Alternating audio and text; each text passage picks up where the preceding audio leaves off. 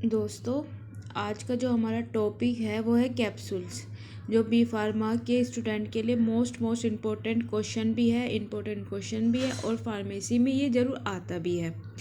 तो चलो ना टाइम लेते हुए इसे स्टार्ट करते हैं।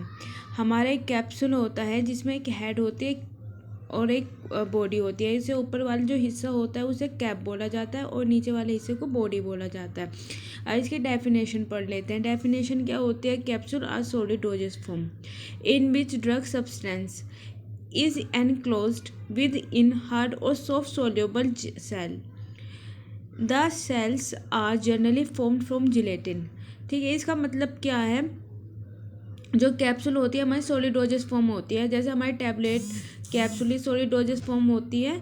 तो इसमें ये एक ड्रग सब्सटेंस होती है जो एक दूसरे से बंधी हुई होती है, एनक्लोज होती है। क्योंकि आपने अगर कैप्सूल कभी देखा होगा तो वो एनक्लोज होता है एक दूसरे से, कैप और बॉडी जुड़े हुए होते हैं विद द हार्ट और सॉफ्ट जिलेटिन कैप्सूल से सोल्यूबल शेल्स की।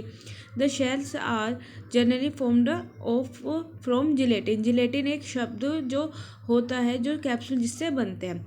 कैप्सूल दो टाइप के होते हैं, पहला हार्ड जिलेटिन कैप्सूल और सॉफ्ट जिलेटिन कैप्सूल। दोस्तों, ये वाली जो चीज़ होती है ये 1 मार्क्स में ही पूछी जाती है, और ये जो पूरा क्वेश्चन है, पूरा पोर्शन है, वो लॉन्ग क्वेश्चन 10 नंबर में भी पूछा जाता है।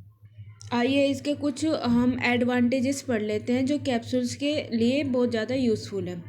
जो एडवांटेज है, जो पहला वाला है, वो कैप्सूल आर टेस्टलेस होता है, ऑर्डरलेस होता है and can easily be administer.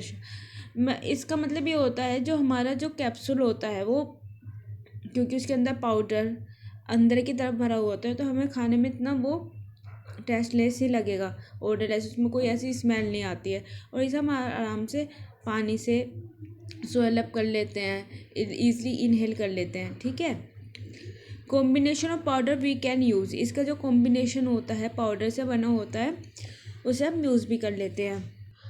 और जो हमारा तीसरा आता है वो there are attractive in appearance. ये अपनी जैसे इसकी आकृति होती है उससे हमें अट्रैक्टिव लगता है कि हाँ छोटा है, बड़ा है, कि कैप्सूल किस साइज़ का है। इसके ऊपर भी एक क्वेश्चन बनता है जो मोस्ट इम्पोर्टेंट होता है, ये वाइवा में भी पूछा जाता है। फिर जो हमारा चौथा आता है, the drug having unpleasant odour and taste are enclosed in a tasteless shell. They can be filled quickly and conveniently. जो होता है ये यूज़ में आता है। ठीक है, अगर इसमें आपको कुछ भी नहीं समझ में आता आप मुझसे कमेंट में ज़रूर पूछें, और मुझे बहुत ज़्यादा मोटिवेट मिलेगा। और इसे मेरी चैनल को सब्सक्राइब भी कीजिएगा, और मैं ऐसे ही मेहनत करती रहूँगी। इसके बाद हम कुछ पढ़ लेते हैं, वो है डिसएडवांटेज, जो मोस्ट इम्पोर्टेंट होते हैं और ज़रूरी भी होते हैं। मोस्ट इम्पोर्टेंट कैसे होते हैं, अब आइए हम पढ़ लेते हैं। ये hydroscopic drug are not suitable for filling into capsules because they absorb water present in capsule cells, make cells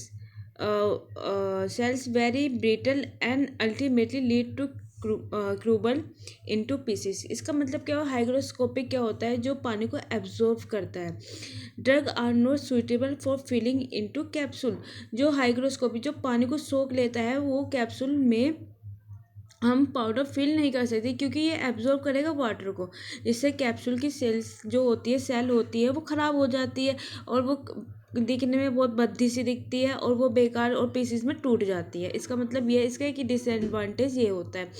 और जो हमारा दूसरा डिसएडवांटेज क्या होता है, the concentrate solution which is required precious dilution are the unsuitable for capsule because of administration as such lead to irritation into stomach। अगर हम किसी कैप्सूल्स को, आपने कभी सुना होगा तो क्या बोलता है डॉक्टर कि हमें जो टैबलेट होते हैं, कैप्सूल होते हैं, तो कैसे इनहेल करते हैं? हम पानी से ही करते हैं। इजीली बात है। अगर हम किसी खट्टी चीज़ से, मतलब कि अगर जो हमारी डाइल्यूशन ना हो पाए, कंसनट्रेट चीज़ से हम कैप्सूल को या टैबलेट को इनहेल करते हैं, हम यहाँ पे वैसे कैप्सूल्स की बात करें तो कैप्सूल की ही बात करेंगे, तो वो हमारे जो स्टमक को पेन देगा, इरिटेशन होगा। इसलिए हम बिना किसी कंसंट्रेशन जो सॉल्यूशन होता है उससे ना लेकर सिर्फ और सिर्फ पानी से ही हमें लेना चाहिए, जिससे हमारे स्टमक और हमारी हेल्थ को नुकसान ना पहुँचे।